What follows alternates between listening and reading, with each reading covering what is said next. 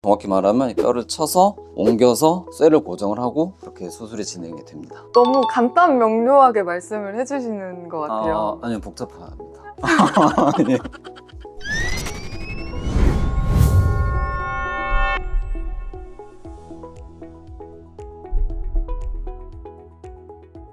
전문의와 소통하고 건강을 이야기하는 시간, 의사 소통!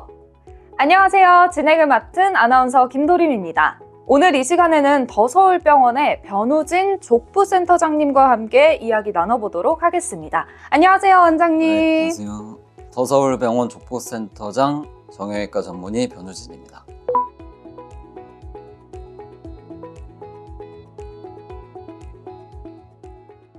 네, 오늘의 주제는 미워서 걱정, 아파서 걱정, 무지외반증 교정수술은 고민 없이 최소 침습 수술이라는 주제로 이야기 나눠볼 텐데요. 원장님, 무지외반증은 어떤 질환인지 간단하게 설명 부탁드리겠습니다.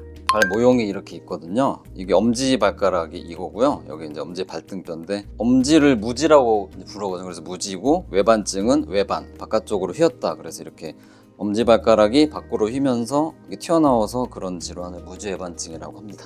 무지외반증은 어디가 주로 어떻게 아프게 되는 걸까요?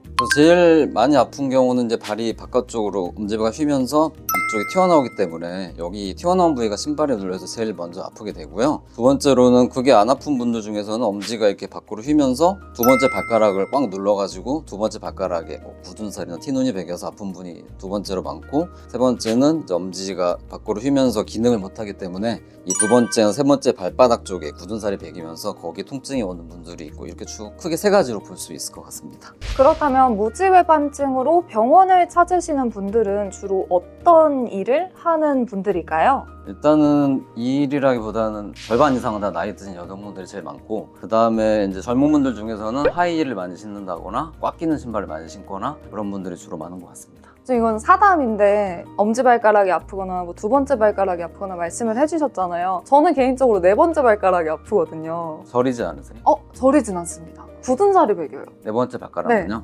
그런 경우는 네 번째나 세 번째 발가락이 휘어가지고 네. 그 갈피족지라고 부르는데요. 맞아요. 네, 그게 이제 뭔가 변형이 돼서 아픈 거기 때문에 무지외반증이랑은 상관은 없고요. 나중에 원하시면 치료받으러 오시면 될 것 같아요. 알겠습니다. 네.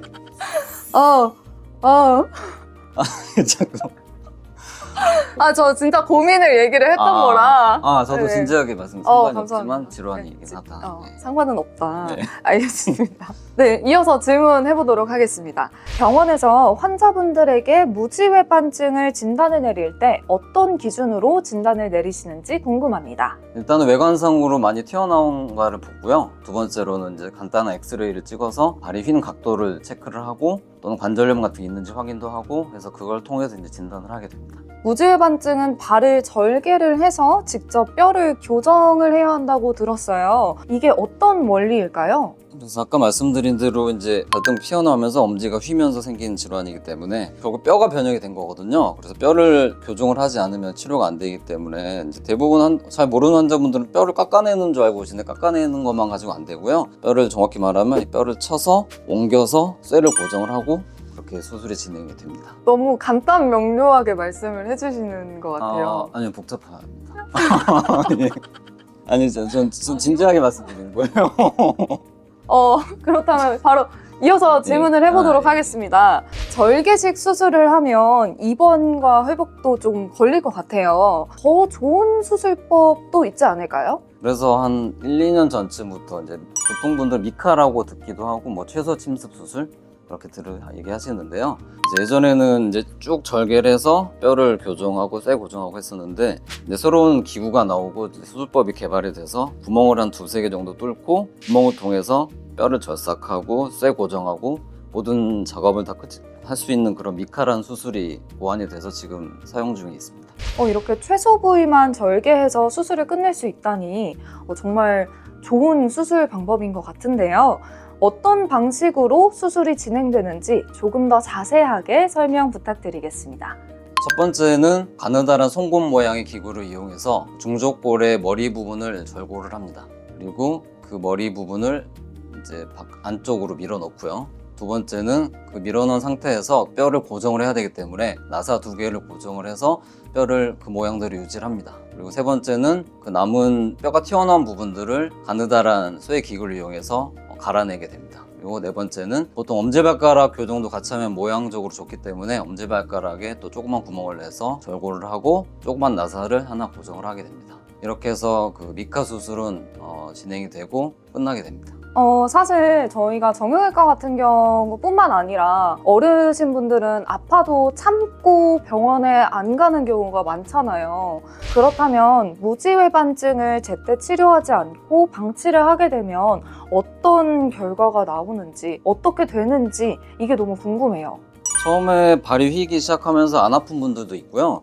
점점 휘면서 통증이 생기는 분들이 있는데 되게 참고 지내는 분들이 많죠. 특히 나이 드신 할머니들은 많이 있는데, 문제는 이제 그럼으로 인해서 발생할 수 있는 게 발이 휘어서 모양적인 것도 있겠지만, 첫 번째는 이 발이 휘면서 빠져나오기 때문에 이 관절에 관절염이 와요. 그리고 두 번째는 이 발이 두 번째나 세 번째 발가락을 계속 밀어서 이 발가락이 휘면서 이 발에 변형이 오고 거기도 관절염이 오고, 그 엄지 외 주변들의 발에도 계속 영향을 미치기 때문에 어느 정도 통증이 진행이 되면 병원에 오시는 게 좋을 것 같습니다. 그렇죠. 아프다고 참는 게 아니라 꼭 병원에 먼저 찾아와 주셔야 될 것 같습니다. 기존 수술법에 대비해서 미카 수술이 갖는 장점은 어떤 게 있을까요? 그래서 저는 보통 표현을 둘 또는 숫자 222 이렇게 이 세 개로 표현을 하는데요. 첫 번째는 수술 시간이 20분 걸리고, 두 번째는 입원 이틀만 하시면 되고요. 세 번째는 수술 후 이틀째부터 보조기 차고 보행 가능하고, 이렇게 세 가지로 요약할 수 있을 것 같습니다. 그렇다면 일상생활에 복귀할 수 있는 건 언제부터 가능할까요? 사람마다 직군에 따라 다 다르고요. 그 사무직인 분들, 가서 바로 사무실에 앉아서 일하시는 분들은 일주일 만에도 가능하고요. 그리고 어느 정도 활동을 조금 해야 되는 분들은 보름에서 한 달 사이일 것 같고, 많이 걸어야 되는 분들은 한 달 이상. 한 달 이상. 네, 이제 정말 뛰어다녀야 되는 분들은 2달. 2달 이상. 볼 수 있을 것 같습니다. 선생님, 그럼 운동은 언제부터 할 수 있는 거예요? 운동도 이제 여러 가지가 있는데요. 걷기 운동은 한 달에서 한 달 반이면 할 수 있고요. 가볍게 뛰는 건 2달. 이제 강렬한 운동, 뭐 축구, 농구 이런 강렬한 운동은 3달 정도 걸리겠습니다. 답변 감사드립니다. 네. 많은 분들이 사실 수술 후에 통증이나 긴 재활 기간 때문에 수술을 망설이고 있는데, 이 미카 수술을 실제로 받은 환자분들의 반응도 궁금합니다. 대부분 아무래도 훨씬 만족을 하시고요. 일단 수술 후 통증이 일단 적고요. 아무래도 절개 자체가 적으니까, 그리고 회복도 빠르고 나중에 미용적으로 좋고 하니까 환자분들은 예전 수술보다 확실히 많이 만족을 하는 것 같습니다. 그럼 비중은 어느 정도로 두고 하세요? 미카 수술은 당연히 훨씬 장점이 많기 때문에 대부분은 미카 수술로 진행을 하고요. 아주 심해서 이건 미카로 불가능할 때만 예전의 절개법을 이용해서 수술합니다.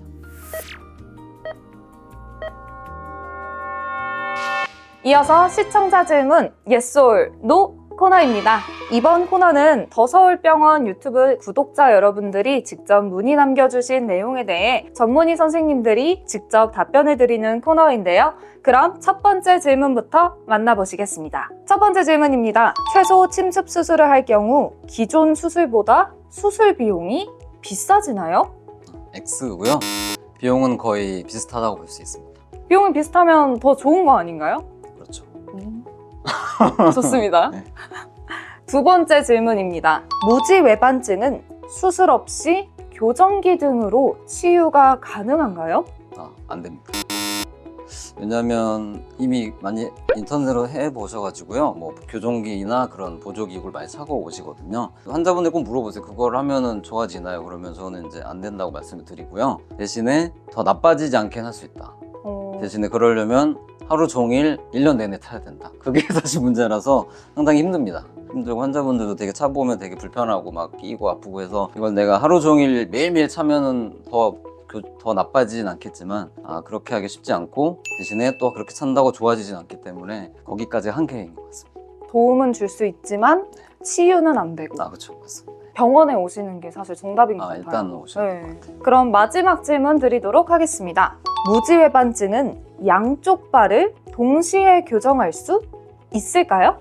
예, 할 수 있습니다. 그래서 이제 보통 양쪽이 동시에 무지외반증 오는 분들이 많거든요.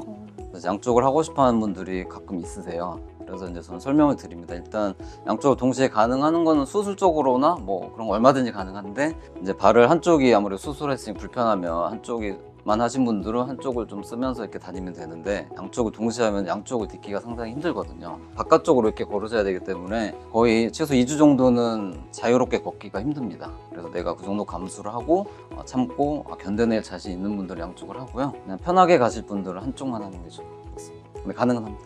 그래도 뭐 성격 급하신 분들은 양쪽 발 다 네, 그쵸, 수술하고 그러는 그래서 한 경우는 2주 동안 거의 그냥 많이 안 걷고 최대한 쉬신다고 가정하면 가능할 것 같아요. 네, 마지막으로 원장님께서 추천하시는 무지외반증 예방 및 관리법들이 있다면 어떤 것들이 있을까요? 일단 이미 오신 분들은 아까 말씀드린 보조기나 그런 걸 차서 더 안 나빠지게 하는 거는 나쁘지 않은 방법일 것 같고요. 아직 안 온 분들은 좁은 신발이라든지 하이힐이라든지 발이 다치지 않게 조심하고 그런 어떤 발 관리를 잘 하시는 게 그나마 제일 도움이 될 것 같습니다. 오늘 이렇게 자리 함께 해주셔서 너무 감사드립니다. 오늘 소통이 여러분들에게 도움이 되셨다면 구독, 좋아요, 댓글, 알림 설정까지 부탁드립니다. 다음에는 더 건강한 정보로 찾아뵙도록 하겠습니다. 전문의와 함께 소통하는 시간, 의사소통! 감사합니다. 안녕!